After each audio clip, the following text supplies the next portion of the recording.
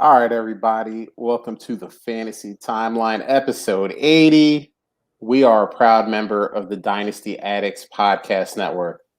I'm Josh at Real Fantasy TL. I'm with my main man, Bill at Super Dupaflex. Bill, how you doing, man? Man, excited. We get our boy Drew here, so happy to be here to spend the evening with you gentlemen. How you doing, brother? Doing good. And as Bill said, we got Drew at DR_PRA. Dr. Prize, I like to call him. He is the third host of the Fantasy Timeline.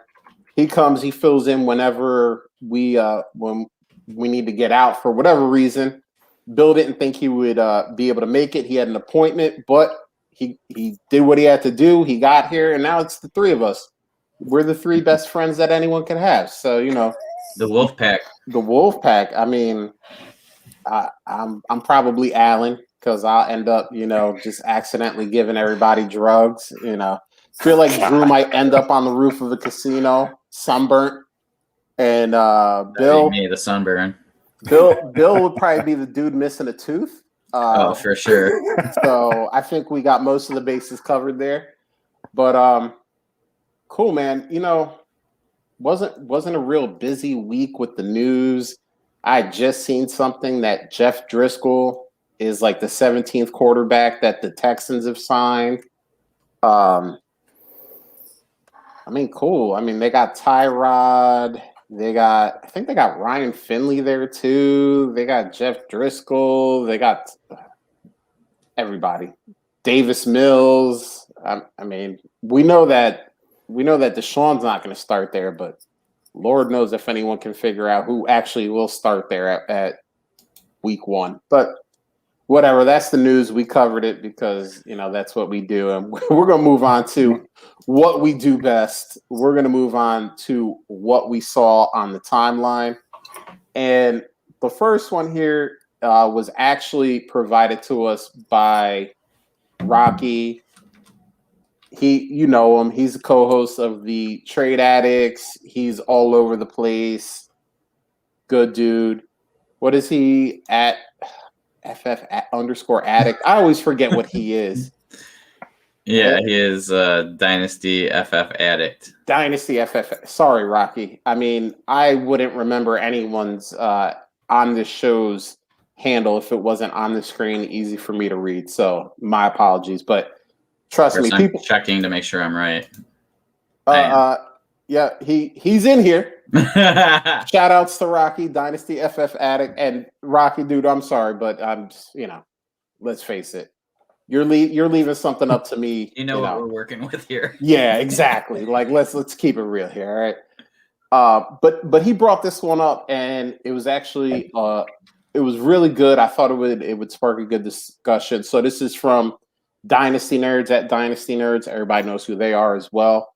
What's more important to you in Dynasty? Age and potential or proven production? So, Drew, since you are our third host, I feel like you are more knowledgeable than me, at least. Why don't you answer us first? Is it age and potential, or is it production for you? Oh, man. The easy answer is it depends, right? It depends on where your team is. And it could also depend on the position for me, I think. I think for quarterbacks, I would love to have the proven production for a quarterback, especially if I'm in a super flex league.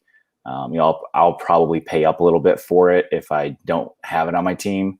And then most of the other spots, I'm okay to take some shots at the age of potential. I do tend to be an ageist overall, so I like moving guys off my roster as they get, the cliff comes up to the horizon and the windshield here. But yeah, I think quarterbacks, I'd like to have somebody who's done it, feel good about that, and not have to worry about it for a few years if I don't have to. And then for the other positions, I'll rotate them through, and I'll collect the draft picks and try to find the next, Jonathan Taylor or Justin Jefferson or something like that if I can.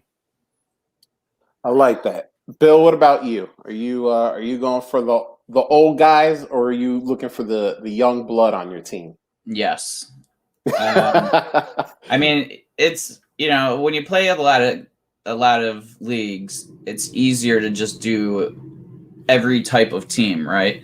Like there's a team that like my 4 wide receivers are Keenan Allen, Allen Robinson, Thielen, and Robert Woods.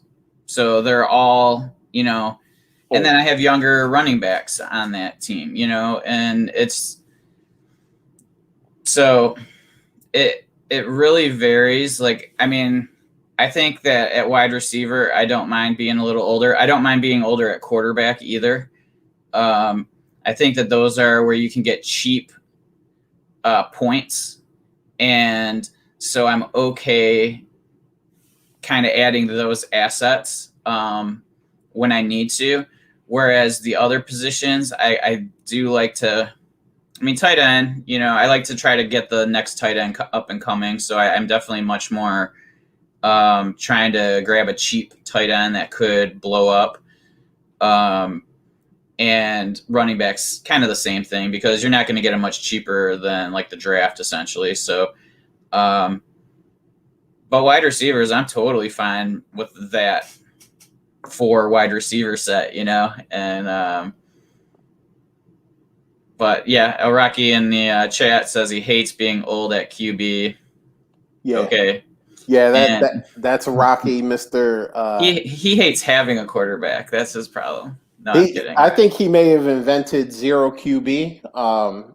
He hates when people say that, but he doesn't mind giving up a pick to get him a Tom Brady.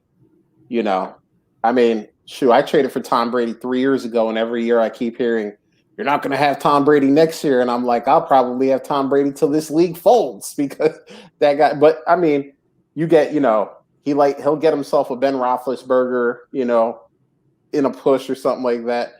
And it's funny because I read this question and I may be cheating the game a little bit, but my answer is why not both? Like, why can't I get a young Justin Jefferson? Like, his potential isn't to eclipse the over 1,400 yards that he had this season, but his potential is to be a perennial wide receiver 1. So why don't I get the 23-year-old who's doing that? We do the same thing with, wide receivers, with running backs. Like, get me the Jonathan Taylor that I've kind of seen, I haven't seen the peak yet of Jonathan Taylor, at least in my opinion, but I've seen he can do it. So I'd like to, when I can, get a mix of both so that, go ahead, Bill. I just think that, like, when they say young potential, I always, I guess, personally think of, they're talking about players that haven't contributed yet. So are you going to take, like, Jalen Reagor, or are you going to take, insert old wide receiver or something like that? You know what I mean? But yeah, you're right. Absolutely. If I'm going to get point scorers, I want all young guys. Right.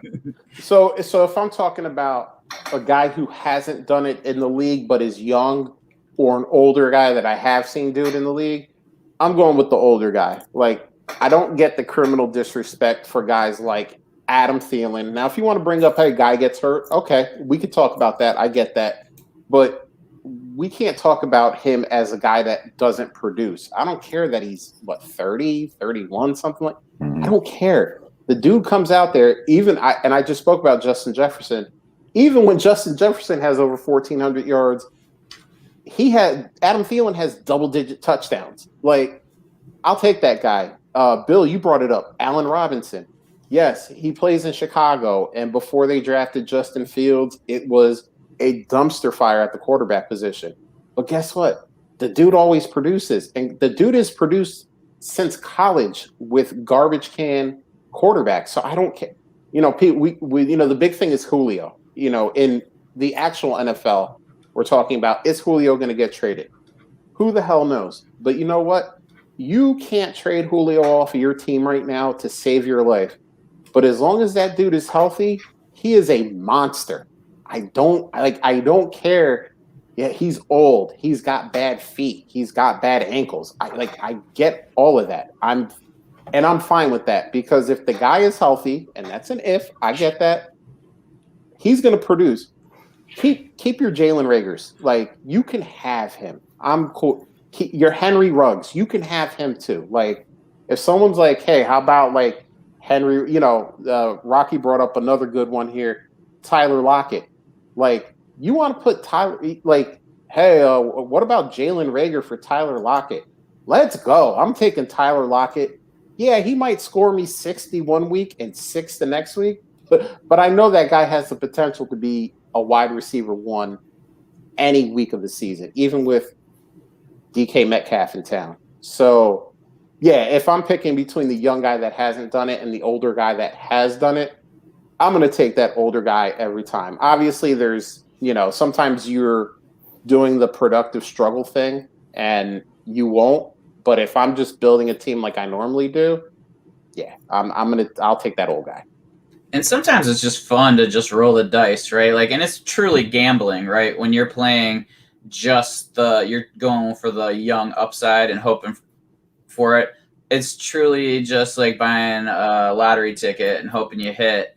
And that can be fun, especially if you have a lot of teams. Like, I mean, I have teams with every sort of build. And so that's what keeps my attention. It's not everything's the same. So sometimes it hits, and sometimes you're wondering why you made that decision in the first place. So and listen, you and I spoke about this last offseason, and you ended up being right in the situation. But AJ Green was a guy that I was touting last year. I was like, hey, AJ Green, the guy has done it in the league before. Yes, he's old, but and I was wrong about that. I mean, AJ Green, had opportunity, and just it didn't click with Joe Burrow. But like, I'm gonna roll the dice on those guys, as opposed to the young guy that we have hopes and dreams for, because we've had hopes and dreams about a lot of guys that have never, Laquan Treadwell comes to mind, like hopes and dreams. He's been young for a while, but a guy, in this vein of age versus production, I'm going into my 5th year of playing Dynasty. And a guy that I picked every year until last year, way later than he ever should have gone, was Larry Fitz. Larry Fitz was old when I first started playing Dynasty. And why are you taking Larry Fitz? He's old. And, he hasn't produced for the last couple of seasons, but like the first 3 seasons that I played, he was still producing at least at a flex level. And I was getting him as like my 5th, 6th, 7th wide receiver sometimes.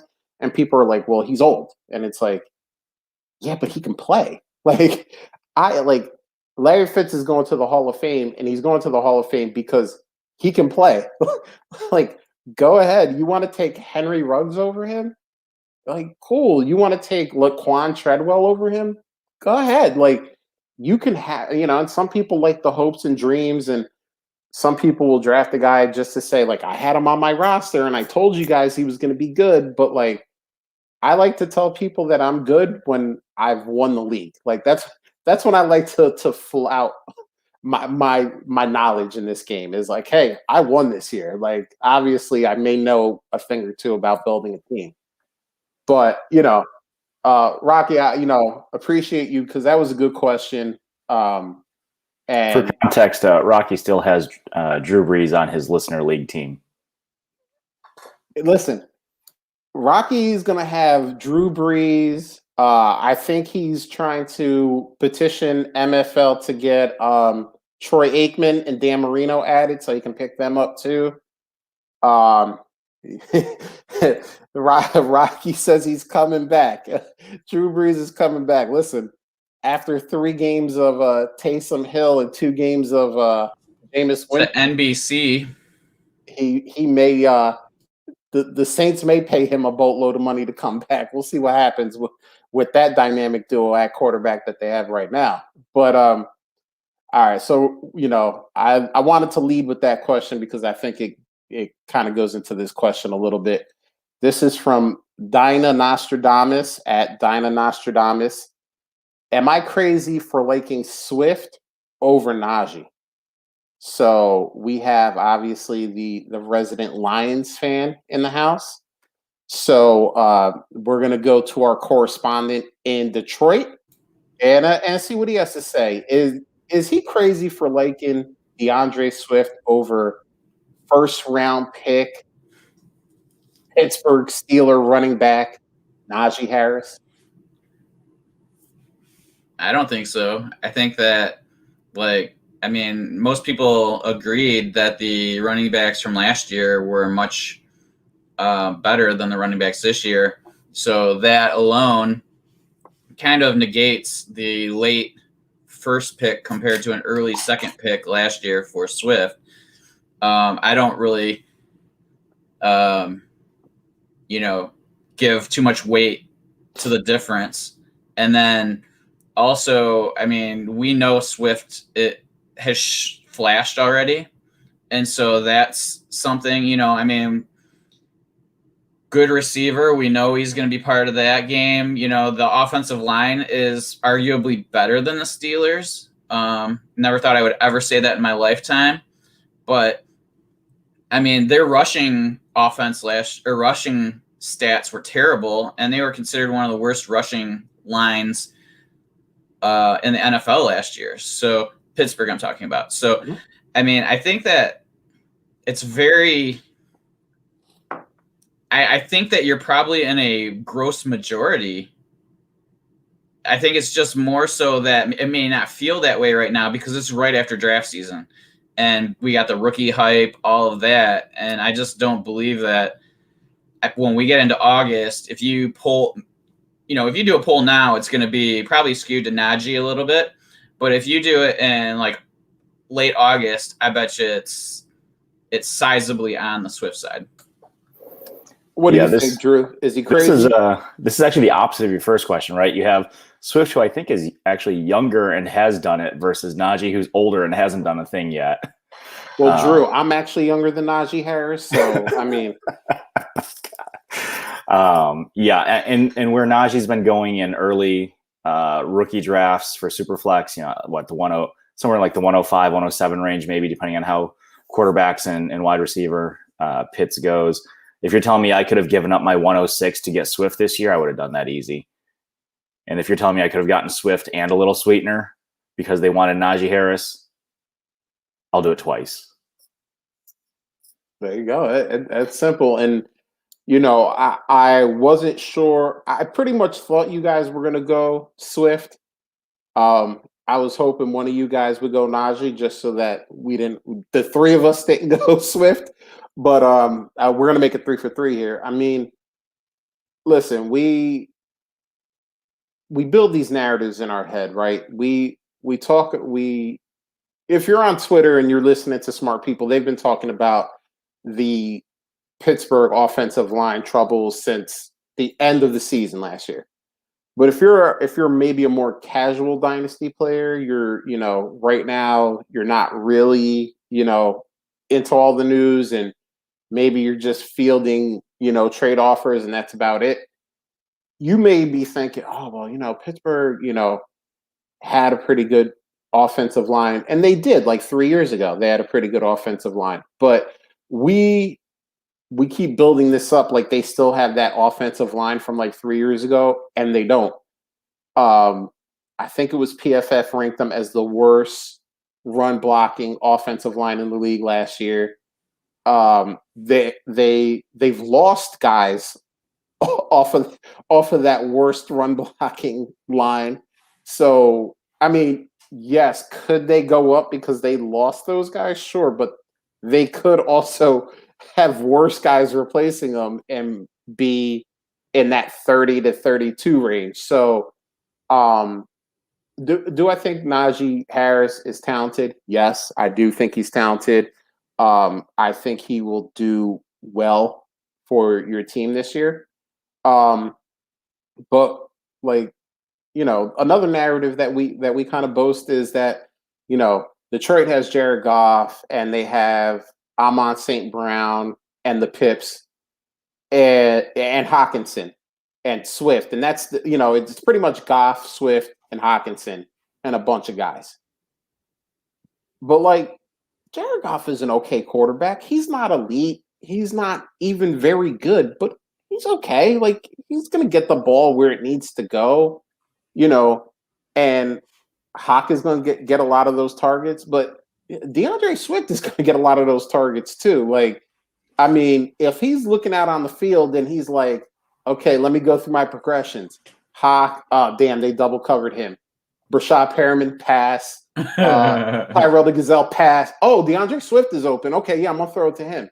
Like, there's a lot of passes in that wide receiver room. So when oh God, here comes Larry. Goff blows. He said the same thing about Brandon Cooks last year, and then Brandon Cooks cooked him. So he doesn't blow. He's average, which, I mean, the weapons around him are not, besides Swift and Hawk. So, they're not going to be good. They're not going to, they're not going to win 7 or 8 games. They're probably going to be a 3 or 4 win team, but Goff will get the ball where it needs to go. And I think that second read is going to be Swift. I think he's going to get, a good amount of receptions, and then he's going to run the ball a little bit too. They got Jamal Williams in there, which is going to, cut into him a little bit. But I mean, Bill, you brought up a good point about Najee up against last year's class. And I mean, he's probably going behind, Edwards-Helaire, because he was the first running back taken, but he's probably going behind JT. He's probably going behind DeAndre Swift. He may even go behind Dobbins, so in last year's class, maybe he tops out at running back 4. I mean, you want him or Gibson? Well, yeah, I mean, if you start even going further back, that weren't ranked high, but I mean, there was a reason he went back, right? Like, I mean, it was the same thing for Etienne. Like, those guys went back for a reason. And I can't be all that I just wanted to go back to school, right? I mean, maybe that's the case, but like, I mean, I think they knew that they were going to be late second, early third round picks, Yeah, why be the 4th or 5th best in a class when you have a opportunity to be in a much weaker class, which everyone predicted, the day after the 2020 draft was over. They were like, this running back class is not going to be good. Why not try to be the number 1 in that class instead of the number 4 or number 5 in another class? I mean, he made a smart business decision, because I believe in my heart, a 0% chance he would have went in the first round last year. I mean, there was only one running back taken in the first round last year, which was CEH. So I don't think he would have went above CEH. So, I mean, yeah, go back and make your money. But no, you're not crazy. If you have Najee Harris in places and you want DeAndre Swift, try to make that deal, make that trade. And you're like, hey, Swift is my dude. I think he's better. And send it straight up at first and see what the guy says. Guy's probably going to be like, nah, I need more to get off of Swift. But maybe he doesn't. Maybe he's like, Najee's the man. He ran at Alabama, and, he's going to be on the Pittsburgh Steelers with their good offensive line, and, and take yourself Swift and go to town. So, yeah, unfortunately, we were 3 for 3. I was hoping maybe we'd have a little debate on that, but I'm podcasting with 2 very smart individuals, so that didn't happen. But here you go. We talked about age and potential or proven production. These guys don't have the production in this next question, so we'll see. We'll see who we like more. This is from Jimmy Barnhart at Jimmy_Barnhart. Which second-year wide receiver would you rather have on your dynasty team going forward? Henry Ruggs III or Jalen Reagor? Since I disliked both of these guys in the pre-draft process, Drew, why don't you go first? Who would you rather have? Whichever one was cheaper. To start, if you're telling me they cost the same thing, which is hopefully like a 3rd round pick, then I would probably take Jalen Reagor. I follow the guys at RotoViz. I know Curtis Patrick has got Reagor on one of his special lists this year for somebody who comps some of the other guys that had a slow start. So I would trust him and his research and shoot my shot there if it costs the same thing. But yeah, whichever one was a better value if we're in a startup or something like that, if I got to fill out a roster. All right, Bill, what about you? You taking that Jalen Reagor or you want Henry Ruggs? I want the guy that they didn't sign a direct replacement for. So I will take Reagor over Ruggs. I mean, John Brown got signed. He's a speed guy, like he's a guy that's done it before. I mean, maybe Ruggs, takes a step. I mean, they both have the opportunity to. I mean, these guys were rookies. Like, we see all these other rookies blow up, and it still was a COVID year, right? Like, these guys didn't get the training camp and all of that. And so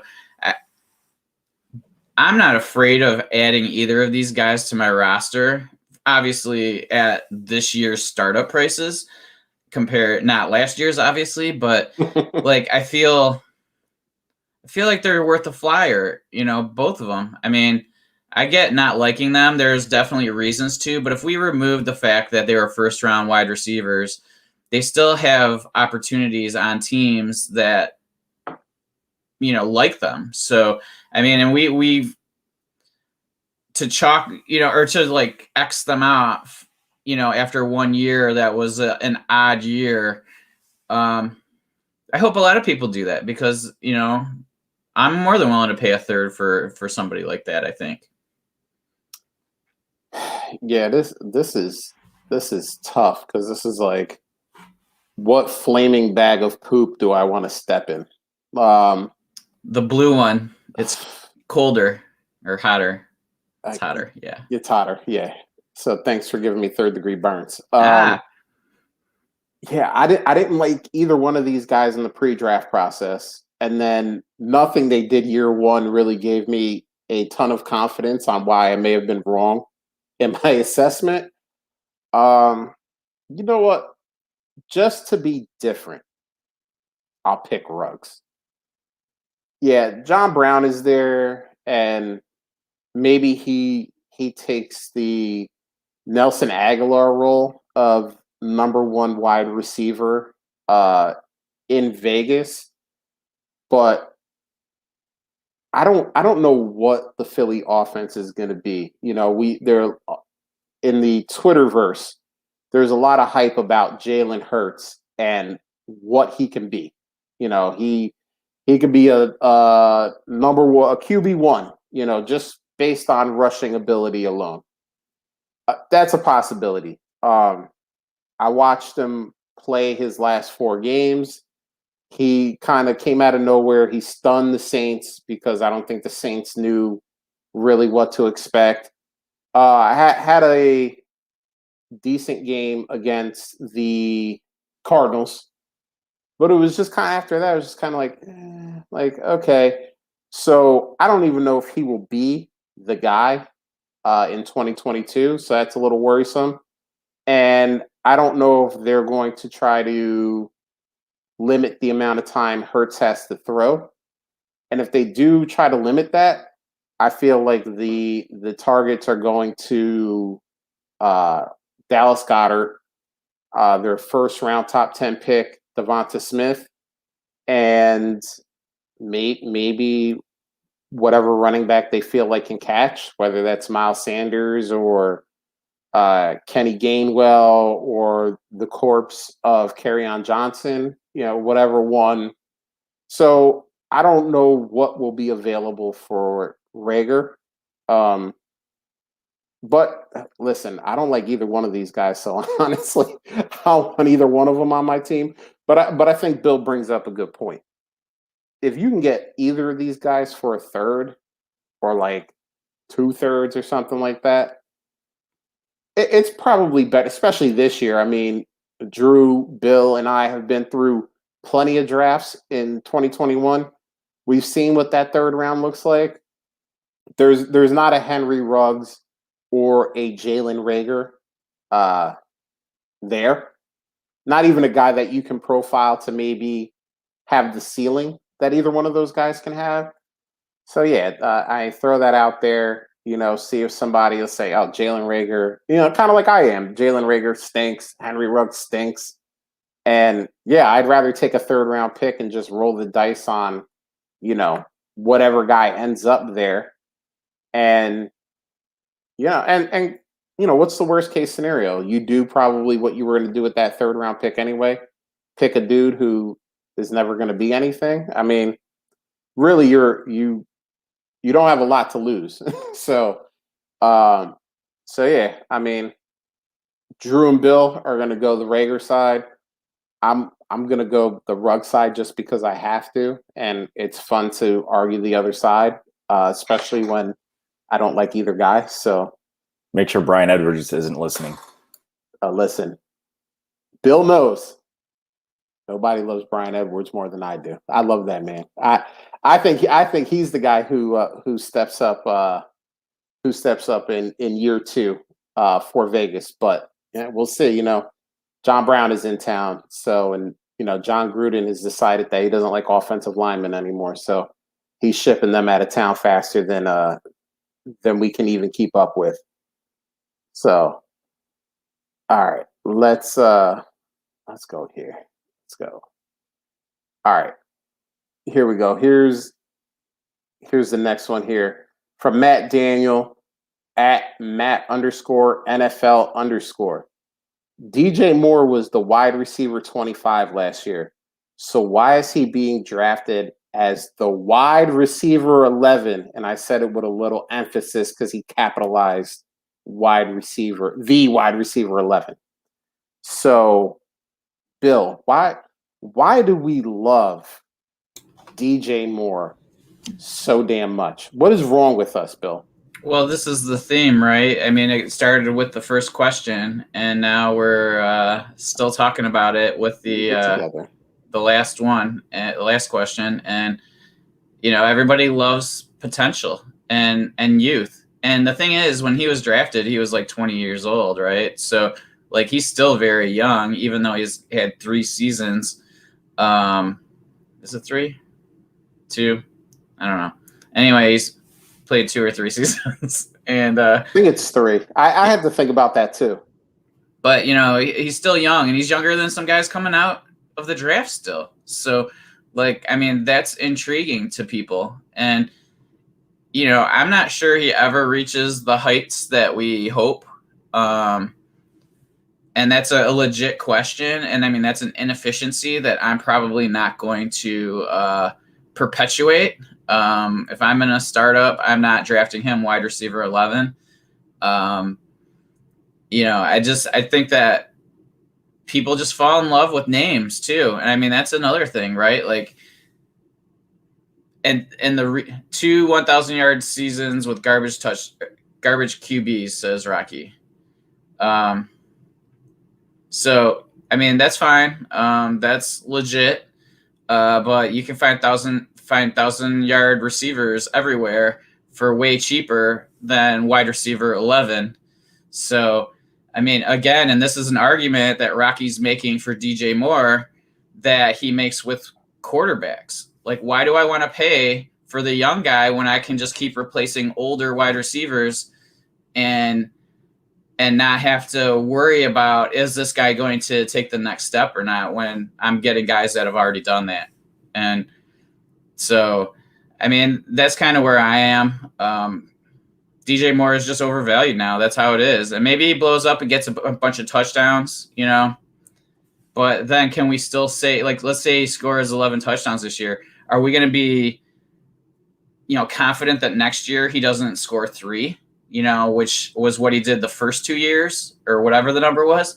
So, I think that that's just one of the traps we fall into with youth. And, if you're looking to win, oftentimes that's not the way to play the game, especially at wide receiver.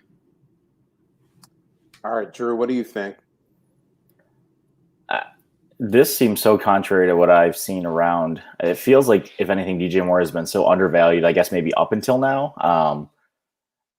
I can easily find 11 wide receivers or 15 wide receivers I'd want to have before him coming into this year, including a couple of the rookies. So, yeah, I guess maybe people perceive him as kind of that blend of he's done it and he's still young. So they have that hope that, touchdowns will come, which is that's a tough dream to chase.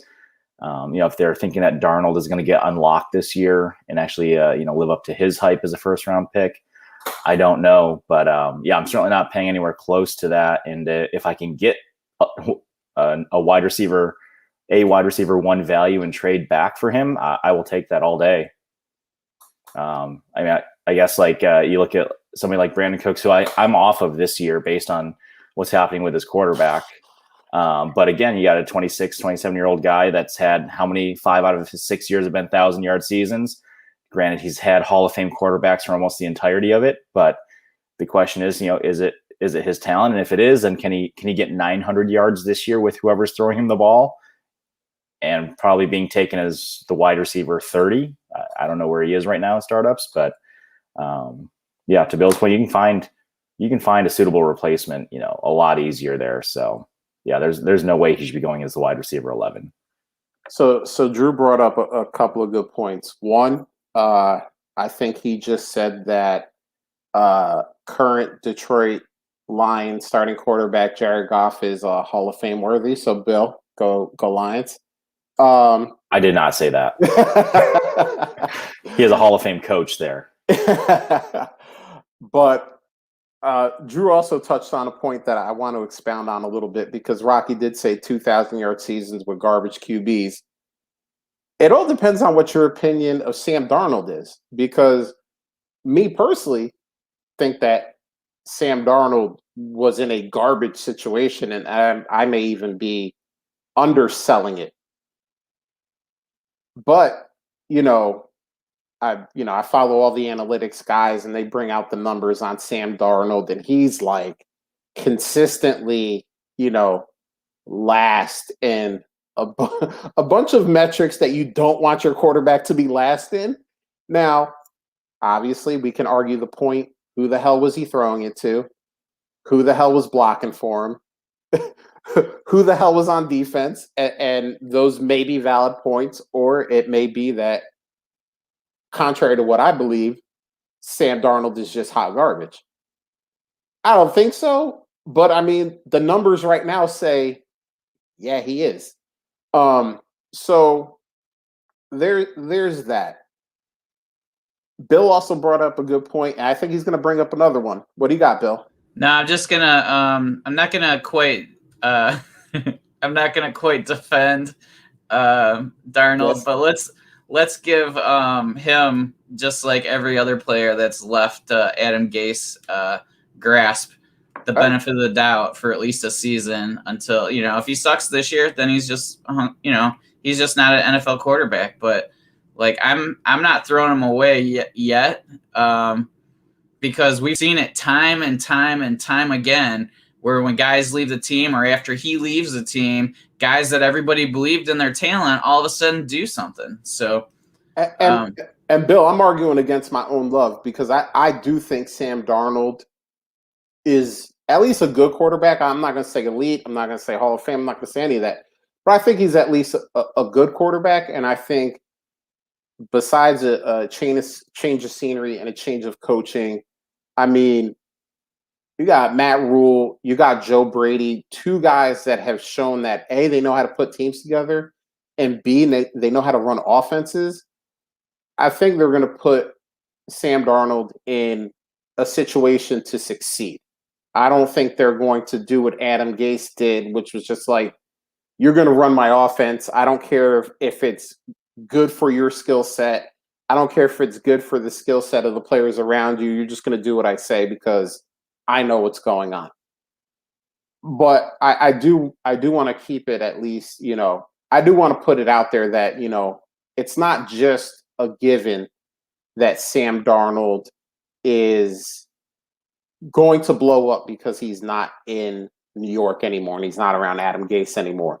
He has the opportunity to, but all of the analytics guys might just be right, and it just might be that Sam Darnold is not as good as we thought he is. So I want to put both out there, because I don't want to just shower all of my Sam Darnold love upon him and, just make it seem like it's going to be okay.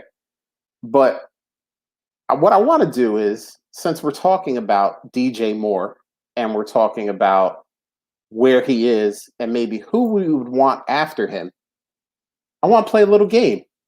I want to play my favorite game. Bill knows what my favorite game is. We're going to play a little bit of the ADP game.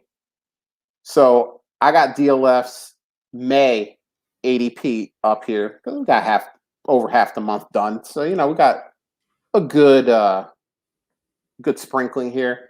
Now, I will say, before we start this, DLF ADP for May, DJ Moore is wide receiver 16. So he's not the wide receiver 11. Now, I'm not saying that that Matt, is giving bad stats here. He looks somewhere, and not saying that at all. So please don't take it that way. But DLF ADP for May in Superflex, he is wide receiver 16. So I'm gonna throw a name out, and we got two guys, so it makes it even better because we might get some conflict. But I'm gonna throw a name out there, and you guys tell me DJ Moore or Amari Cooper. Oh man. So, here's where I will go DJ Moore. Okay. I think that if I'm just throwing the name out, that's all I got to do, right? I don't have to explain myself. Good. No, I mean, you can if you want to, but you don't have to. Oh man, I'd probably go with Amari Cooper. That's probably the correct answer. Drew with the correct answer. But I kind of have a little bit of Amari hate, so. Listen, I'm willing to admit it. I feel like Amari has done people wrong in the past, so I get the hate. I am a little hurt, yes. Yeah, he has done some people wrong. I get it. I mean, I would go with Amari also, but Bill, I understand where your hatred comes from. It is justified. And his price now is actually decent for what you're gonna get. So yes. That's the other thing, right? Agreed. I mean, you're not gonna get more from him because he's at that age now where people aren't gonna his price is gonna be going down. But so he's a guy that I will consider adding now because he goes to maybe he stays for less. Who the heck knows what happens? There's so much that could happen, and he is a good receiver. He's just never going to be that elite receiver that everybody hoped he was to start. And I think a lot of times we get caught up in expectations and then we don't see the value of somebody after that. And he's a perfect example for me. I'm very much at fault for that. And a buddy of mine says he's not in the Hall of Fame. He's in the Hall of Very Good. And that's what I think Amari Cooper is. I think he's in the Hall of Very Good. He's, he always ends up as a wide receiver 1 somehow. And it used to be that he used to end up as a wide receiver 1 because he would have 4 monster games and then 12 games that you could take or leave. Last year, I think he was more consistent, but his career had always been he always ends up as a wide receiver 1, but it's because he has 4 35 40-point games, and then the rest of his games go 6 8 12 13, and you're all right, can I get maybe 6 or 7 20-point games? I don't need 3 40-point games from you, Amari. But I get what you're saying, Bill, and I think it's very valid. All right, here we go. Bill talked about you can get a 1,000-yard receiver anywhere. DJ Moore or king of the 1,000-yard receivers, Mike Evans.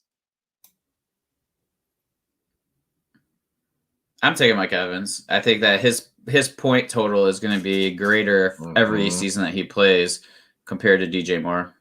Yep. Give me Evans with Brady back, another full year in the system. 3 for 3 on the Mike Evans front. And according to this, I know that Rocky is gonna send me Mike Evans for DJ Moore in a league, and I'm gonna struggle more than what I just said. And you can get Mike Evans a half a round later than DJ Moore. 6 picks, it's not a lot, but it's it's something to consider. Trade down, get yourself a rookie pick or something, and get yourself Mike Evans.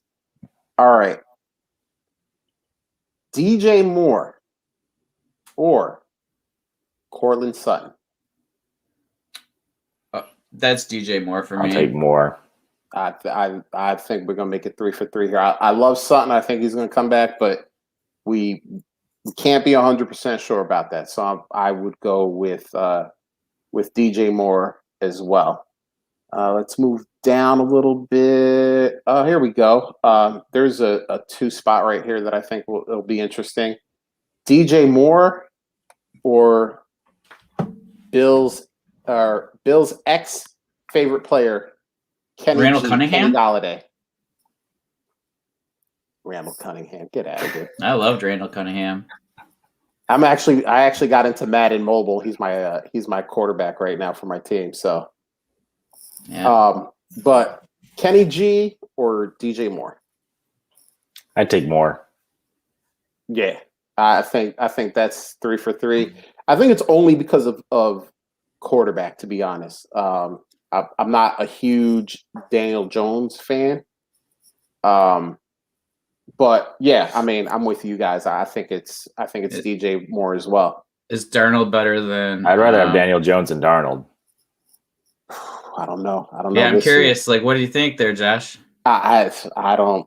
I mean, I think Darnold's going to be better than Jones this year. But to be fair, like, let's look at it this way, right? Like, DJ Moore, like Darnold compared to Teddy, isn't as large of a difference as Stafford to Daniel Jones. Agreed with that. So who's to say, right? Like how that's going to affect Galladay and being in a new system. Yeah, and I think also if you look at the weapons around Kenny G, I mean, you can say what you want about Sterling Shepard when he's healthy, he's decent. You know, Darius Slayton is still in town. Saquon, if he's healthy, is going to command targets. I think there's more weapons on this team than there had been in Detroit if you add in, you know, a guy who can catch the ball like Saquon can. So, but yeah, I mean, I love what you brought up there, Bill, with the gap between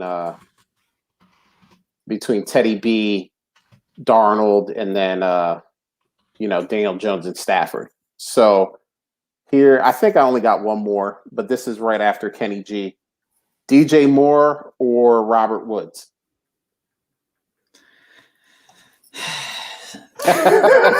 See, now you're getting into like where he's 8 years younger, right? Mm-hmm. And the points aren't going to be as different between the two of them. So like, I think that's just buying years by taking DJ Moore. So I think that's pretty easy for me. Okay. Now, I agree with your words. That's more of a coin flip now that Stafford's over there. If I'm going to win now and I think I can get good production, because who else is there now? So you got Kupp, Woods, Tutu Atwell. Stop it. They lost Van Jefferson. Yeah, so you have Van Jefferson. You lost what's his name over to Tennessee? Oh, Josh Reynolds. Yeah, I don't know. I kind of like the old man duo there. I would certainly say that DJ Moore is the value. You should, if you're going to trade those two, you should get something else with Robert Woods. But as far as like who I'd want to have on my roster this year, I could probably flip a coin between those two. And I want to look at. I've been looking at this from a draft perspective because in Matt's original question, he said he ended the season at wide receiver 25, but he's being drafted at wide receiver 11. Sure. So you're getting. I just looked at the actual draft picks, the average draft picks that they're going at, and you're getting Robert Woods a round and a half later, about 18 picks later than you're getting DJ Moore. So I guess it all depends. I always look at it like, okay, if I'm getting Robert Woods in the next round or I'm getting Robert Woods 2 rounds from now, what am I getting with that earlier pick and Robert Woods compared to DJ Moore and what I'm getting with that later pick? Because it's kind of that's how I always look at it. What's up, Bill? So I'm totally off. Like, so Robert Woods just turned 29 and DJ Moore's 24 now. So I thought he just stayed 22 forever. So apparently that's where my brain That's the was. Amari Cooper bias. I mean, So Amari it's 5 Cooper's been years, 26 for 15 years now. Guy's been in the league 15 years. He's Yeah. been 26 the whole time. Freaking Benjamin Button. Talking about that, and maybe I'll throw a couple more in there before that. But you mentioned Benjamin Button. Have you seen the side-by-side pictures of Ryan Fitzpatrick and Frank Gore? And Ryan Fitzpatrick has gone from this kid with no beard, nothing, to this like old man with this grizzled big beard and white in it. And Frank Gore looks like 2 years younger now than he did in his rookie picture that he took. And I'm like, it's a fountain of youth. This guy is going to play till he's like, him and Brady are going to be playing probably for like, who the hell knows, for the Raiders in 2032, winning them Super Bowls. So the real question is, am I crazy for liking Frank Gore over Najee Harris? You're not. I think you go get him. Listen, they probably have him for more years. If you draft Najee, we'll get Gore and we'll do a straight up trade. We're gonna find out he's like a cyborg or something. Yeah. You know, it's like Marcus Allen, man. He played till he was like so old, and he played like quite well. Yeah, high level. Like it was pretty incredible. There really wasn't like a fall off. It was just kind of like, yeah, he's good. He's still good. Like, how's he still good?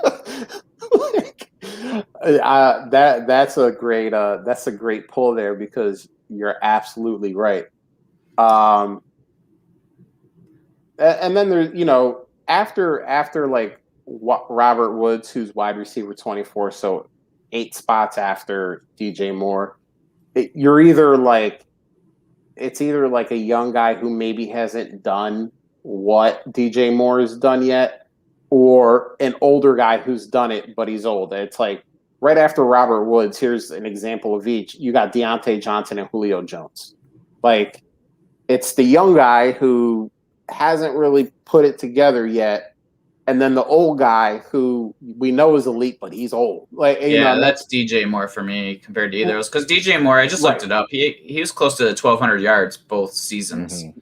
Exactly. So, yeah, without touchdowns. Just 4 touchdowns each season. So yeah, he's a great floor play. He's a great guy to balance out your DK Metcalf or your AJ Brown or something like that. Yeah, I agree, and I think what we have to remember with DJ Moore, and this is what we do in Dynasty. We have information literally coming from everywhere. We pull all these tweets from Twitter. So if you're following people on Twitter, you literally have more information than your brain can handle on every player who's ever played. And we try to put that information together and then project what a player is going to do. So if we look at DJ Moore, last year was his first year with a new coaching staff. All the COVID stuff was crazy. You know, first year with Teddy Bridgewater. Now, obviously, this is going to be his first year with Sam Darnold. You know, but he was also, it was his first year playing, on the other side of Robbie Anderson. There was a lot of newness for DJ Moore last year. And this year, there's going to be a lot of the same. I mean, Robbie Anderson is back. Same offensive coordinator, same head coach. You know, yes, the quarterback is different. But, we're projecting that what he did last year, and he like Bill said, he did have a good season last year. The touchdowns were low. What did he have, like 3 or 4 touchdowns? I think 4. So that's what really kind of sunk him, is that, and I'm sure somebody who does the analytics would probably say, for the amount of receptions and the amount of yards, he probably should have had, 6, 7, maybe 8 touchdowns. I know there's a way to do that to figure out what they should have had. So if he's more, even if he jumps up to 7, 3 more touchdowns, that's going to be a help. He's going to have a lot of the same weapons around him. A new trigger man, but I mean, and please don't hear what I'm not saying. But we saw this with Brady and Evans at the beginning of the season. A new quarterback, wide receiver combo didn't get on the same page right away. But then as the season progressed, we were like, oh, wait a minute. Like Mike Evans isn't just like a glorified tight end who's just like going like 2 for 2 with 2 touchdowns. Like, he can actually have reception. And, it might take a little while to get DJ Moore there, but I do think that, as the season progresses, he will get there and good things will come. But I mean, it's a good question raised by Matt. So what I got out of that is that Sam Darnold is Tom Brady. Yeah, Bill heard what I wasn't saying. That's what I got out of this conversation. Leave your DJ Moore reviews. is now 6'5". Yeah. Touchdown monster in the red zone. Yes. Yes, all of those things is Got it. Can exactly we what I shift said. this a little bit? We've all done some rookie drafts. Yeah. Is there any players that you realize like you didn't end up with that you wish you would have, or you were surprised you didn't end up with? Because I just looked at mine, and there's out of the top 31, there's 5 players I didn't draft in the top 31, and they're all running backs. Okay, interesting. Drew, you're our guest here. Who's that guy that you're like, man, I thought I was going to get a share or two of this guy, and it didn't work out? I thought I was going to get more Kyle Pitts, but then everybody started taking him at the damn 102, which means I got a whole lot of Justin Fields at 104, 105, 106. That is so funny because I got a lot of Justin. I almost said Justin Pitts. Yeah, I got a lot of Kyle Pitts, which I wasn't expecting because I thought people were going to take him at the 102, 103. And I got him a lot of times at like the 105, 106. I even got him at the 108 in one draft. So like but I heard a lot of people saying that going into this is that like every draft is going to be completely different than the previous one that you did. So it's funny that he's a guy I actually got a lot more of than I thought I would. But the guy that I thought I would have gotten more of would have been Jamar Chase. I actually have 0 shares of Jamar Chase as we sit here right now. And I thought I would get more of him, and I didn't. Yeah. Yep. I didn't have one running back from the number 2 through 5 rated running backs. So I got Najee. And that's it. Wow. I have a few shares of Najee. It's weird. I was like, everybody just, drafted running backs like way, they were really aggressive with drafting them. And so like, I couldn't pass up on whoever fell to me. And it was like, okay, do I grab ETN, I'm not a super, like, I know that like RotoViz is very in on him and like, I appreciate that, but at the same time, I'm just I don't know how much I trust Urban Meyer in the NFL yet, and he's just saying some weird things about that whole thing where they want a Kadarius Toney, and it's just a lot of weird stuff. So like I didn't think I would get much of him because I mean even Rocky and I were talking about this before the draft. Like ETN was so low. But I'm surprised I didn't get any Javonte. And I'm a little disappointed about that, to be honest. Well, Bill, here's some good news. We still have our listener league draft. And great. Now I told everybody. No. It's fine because I seem to be a Javonte magnet.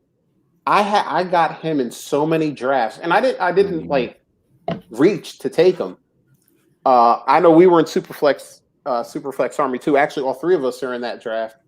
And I was contemplating between, I think it was 108, I want to say, Javonte or Mac Jones. Who? Mac Jones. And I was going back and forth, and you had the pick after me. So I said, all right, I'm going to take Javonte because I have Javonte higher. And then I'm going to try to make a trade with Bill to get that next pick so I could take Mac Jones. And actually, I think Rocky, who's in the chat, made the trade with you. He took Mac Jones. But, yeah, it's so funny that, 2 guys that you both said that you haven't gotten a lot of. I have gotten a lot of.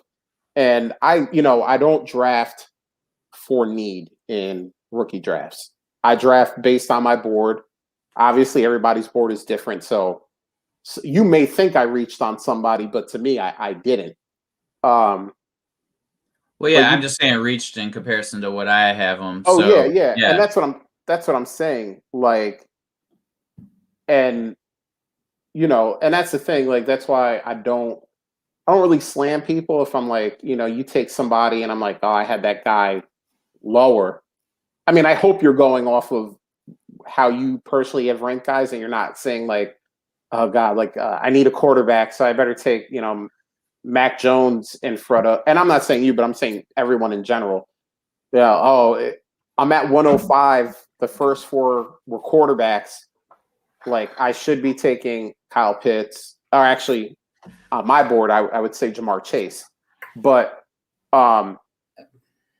and then you go ahead and take Mac Jones. Like, don't do that. Like, take the better guy. Like, you'll be able to figure it out. If you don't know how to trade for a quarterback, ask Rocky. He does it all the time.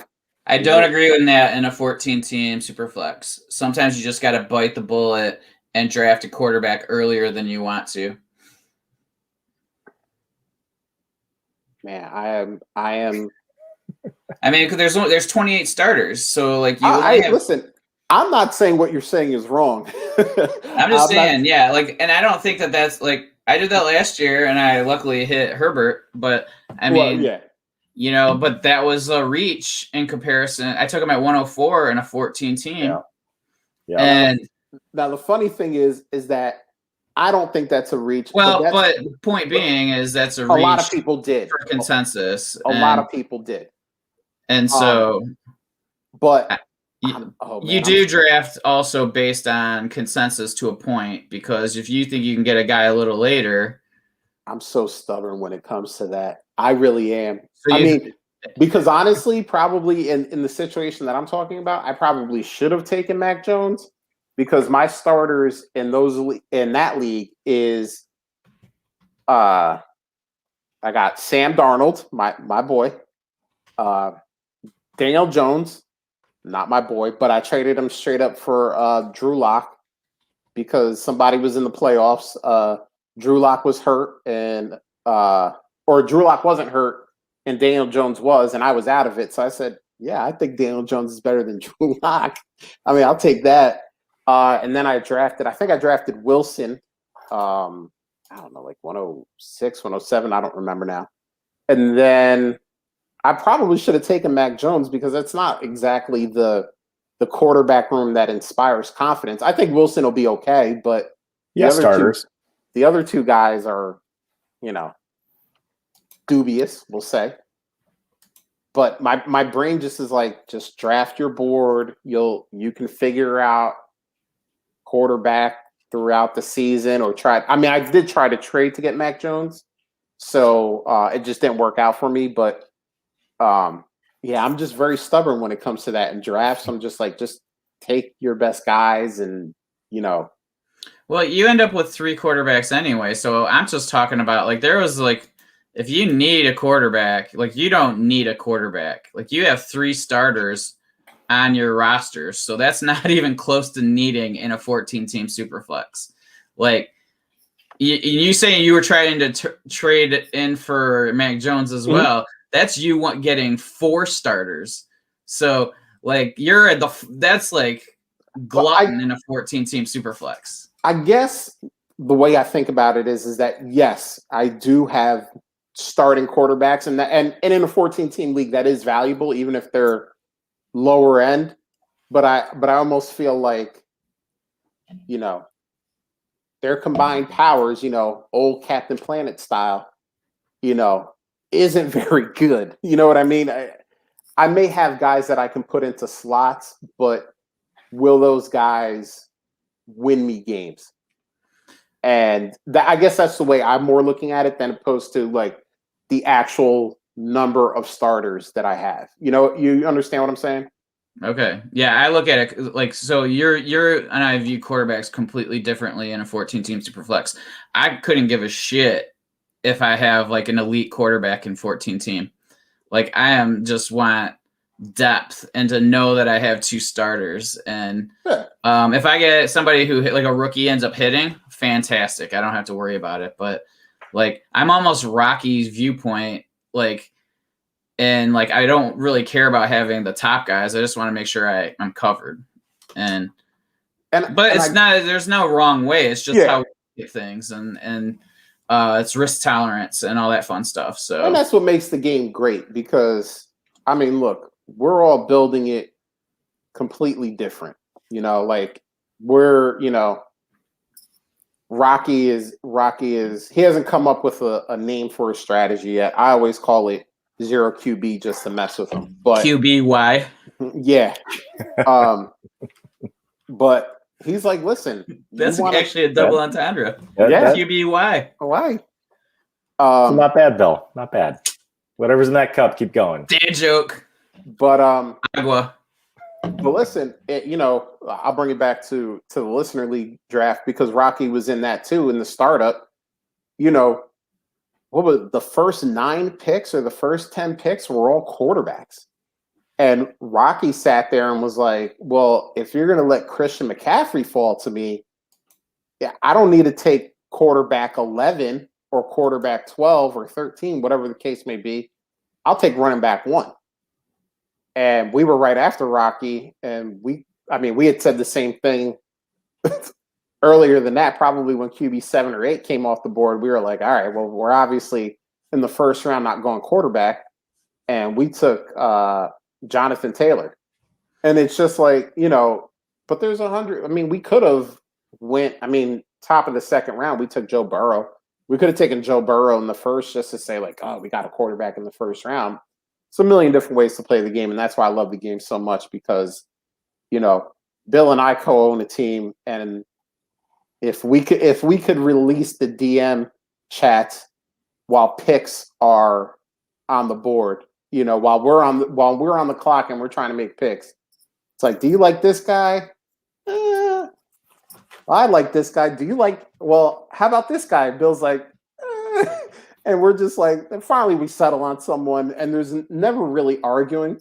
I think our biggest quote unquote argument was in whatever freaking round that was, the 17th, 18th round, where we went on a huge dissertation on whether we should take Heineke or Dwayne Haskins.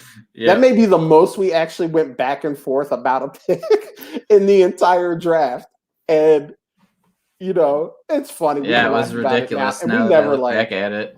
The funny thing is that like, why are we even talking about this? We don't even get mad at each other. We just debate the point, and then finally, I don't even think we took either guy. I think we ended up taking someone else because we were just like, we really couldn't agree on it. I hope you took someone else. And here I'm gonna look right now. I'm gonna put this up because I like it and it praises me. Whoever said Heineke was right, I appreciate you, Rocky. We don't always agree, but that's one thing we can agree on. Is that are you looking to draft like in a 12-team league like a QB 28? I'd rather have somebody I could cut immediately. Hey, listen. So I'm just saying you guys are wrong. Fitz magic goes down. We've seen the Heineke show almost beat the Super Bowl champs, baby. Come on. Yep. All Fitz right. magic doesn't go down. Make sure you draft Kenyon Drake early too. Oh God, I don't want none of that Vegas backfield. Drew, I tried to make. I think I tried offering Drew 17,000 trades for Josh Jacobs, and we could never get anything done. But that backfield scares the crap out of me. Oh. I'm not too worried about Drake at this point. I'm more worried about the line and what else John Gruden's got going on in his head. Looked like they were doing some good stuff last year, and then I don't know what happened this offseason. I just realized I have 0 Najee as well. So it's funny that that's who you have, that one running back. I think I have all the others in an array of drafts but Najee. I don't know if I have ATN anywhere either. I think I have all Javonte, Sermon, and Carter. Yeah, I have none of those guys. I have no Najee as well. I have no ETN. But Javonte, that dude just keeps falling to me for whatever reason. Yeah. And that's fine. I'll scoop him up. But Rocky did mention it earlier, and you mentioned it real quick. Dude, Bill and I talked about this with Linda on last week's show. This Trey Sermon stuff Stop taking him in the first round. I'm gonna preach this. Rocky said the Trey True, Sermon you did that, didn't you? Yeah, 104. I'm just kidding. No, I took him. I was in a 14 team. Something? I might have taken him like 201, and then I had a 204 afterwards that I took Elijah Moore. And that was a draft for me. I took Javonte, and then I took Sermon. And then I think I might have even gotten Carter later in the second as well. Just stacking up the darts there. Yeah. Okay. You said 2, which is fine. I'm going to agree with Rocky again. Rocky and I need to do a damn show. We keep agreeing like this. 201 is too early. But then you said you got Elijah Moore at 204. So you got the guys. You just probably should have switched the picks, but it's fine. You got the guys, whatever. It's what I heard people talk. We talked about the Raiders. People were saying that about the Raiders draft. Like the guy they took in the first round, they should have taken in the second round. But then the guy they took in the second round, they should have taken in the first. So kind of ended up all working out at the end of the day. But yeah, like people don't take Trey Sermon in the first round. I'm gonna preach this for as long as I can. Just don't do your team dirty like that. Do better for your team. That's why I'm saying it. I'm not saying it to shame anyone. I just want you to do better for your team. I want you to do the best you could possibly do for your fantasy team. Sermon's going to end up with like 1,300 rushing yards, 400 receiving yards, Still. 15 touchdowns. Weeks 10 to 16 or weeks 10 to 17. That's all I need. That's all I need. Just Mostert to pull a hammy. I will tell you right now, if Trey Sermon rushes for 1,300 yards, I will wear a Lions jersey of your choice. You gonna buy it? Yeah.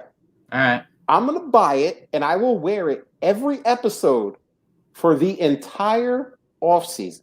That sounds just like getting a tattoo, basically. You might as well just get a Lions tattoo. So if he has 1,300 rushing yards, right? That's what you're saying? 1,300 rushing yards. Okay. I will wear, and you don't have to do nothing if he doesn't. This is all me. Mm. I will wear. You could pick the. Yeah. Can we pick out like a Lions tank top? No. If you want. Listen. I'm not trying to do nothing wrong on YouTube. I'm not trying to get demonetized. How about this? How about we make you wear an Eagles jersey? Okay. Instead of a Lions. 1,300 rushing yards? Deal. Who are we going to pick? Dallas Goedert?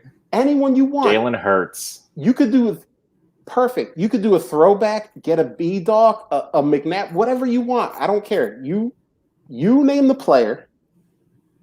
1,300 rushing yards is what your man, Trey Sermon, he is now officially your man's. Man, I'm wondering what I'm going to do with that 201 in the listener league now. Take Trey Sermon. Please. I'm begging you to take Trey Sermon so that Bill and I at 202 could take a good player. And I'm not even saying that Trey Sermon is not good, but I mean, the 5-headed monster they have in San Francisco, it's just like, and we've seen enough of Shanahan to know that he's not going to just give it to one guy.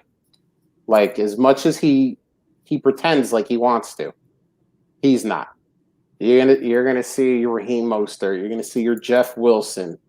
You're gonna see whatever guy they pick up off the trash heap and bring in. Could be freaking Lev Bell for all we know. Like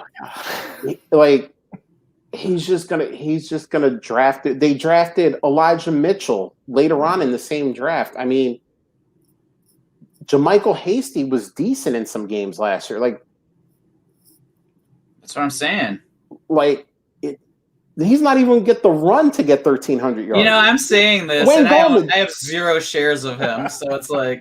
Oh, I know, and I'm so confident that there is a 0.1% chance, because I never say never on anything, but a 0.1% chance that he could get 1,300 rushing yards. That I am A-okay with whatever the bet is. Yeah, Wayne Gallman. I mean, they got They got Bruce Wayne Gallman from the Giants over there. It's just what Shanahan does, and if he ended up if they didn't take if the Jags didn't take Travis Etienne, and later on they took Trey Sermon, maybe you could get pumped about that because J-Rob would be the only other competition in town, but too many mouths to feed. I just got an update on my phone that there's another pitcher going into the 9th with a no-hitter. What? Are you serious? That'll be the 9th pitcher in 42 days. I was going to say, there's like a new one every week who's just like, yeah, I just threw this no-hitter for no reason. Like, or something like that. No, 6th. I'm sorry, the 6th. But it one a week. It used to be like, it happened once, maybe twice a season. And you were like, oh, like ESPN would like break to it. They'd be like, okay, so-and-so is going into the 9th with a no-hitter or a perfect game. And you'd be like glued. You'd be like, and now it's like, I'm like, didn't I just watch this 2 days ago? Like, who cares? It's losing its luster, guys. But I mean, it's an amazing feat. I mean, and we're not a baseball podcast by any means, but it is an amazing feat to throw a ball 60 feet, 6 inches and consistently over the course of a game have no one get a hit off of you. So props to whoever's doing that. Do you know who's doing that, Bill? Corey Kluber. Kluber. Yeah, it makes sense. So what didn't make sense was a Tigers guy that did it yesterday. Listen, I wasn't going to say that. I couldn't. I told my employee today, I was like, somebody could put a gun to my head right now and tell me to name 5 Tigers, and I wouldn't be able to. Like Miguel Cabrera. Or ever. Oh, no. Bill's a fan. I know Bill. I used to own a baseball card shop, so I can name every player on almost every Major League Baseball team from like 2000s. But oh God, like, yeah, like now I haven't watched a game in a year at least. So if the Miguel Cabrera is the only guy I could confidently name, and then 2 pitchers. If the Mets, because I live near Philadelphia, if the Mets are playing the Phillies, I'll watch. But I'm kind of in the same boat. Besides that, I don't get to watch a bunch of games just because my team's not in market. So, yeah, is what it is. But on that baseball tidbit, let's wrap this thing up. I want to hit one shout out though, and I want to get people over here because we talked about some running backs, but we didn't talk about this guy. So Alex Johnson at @_JohnsonFF wrote an article about Michael Carter. He wrote about what he expects from him in 2021 and beyond. I'm gonna put that address in the show description so that y'all can click on it and check it out because it was actually a really well done article and it was an interesting read. Now we can hit the outro here. Thank you to you, Drew. Thank you because you came on in our time of need, helping to bail us out once more. Appreciate you. Just let everybody know where they can find you, what you're doing, and what you're up to. You can find me on Twitter at dr_pra, which is not for doctor, which is a common misconception. Apparently, I've gotten that a couple times this week. And you will probably find me running around in way too many eliminators. I've already found a bunch of people from the Listener League and like 4 or 5 of these popping up. So love that it's eliminator season. We're getting to Scott Fish Bowl. So we'll be seeing a lot of each other in those places. But otherwise, yeah, I'm here in Nashville and love hanging out with you guys. So appreciate the invite and getting a chance to catch up a little bit since the drafts. Yeah, and we always say Drew is the unofficial third host. I think he's just the official third host at this point. I don't even know why we keep saying unofficial because it's because I do 90% of the talking on this show, Bill. Valid.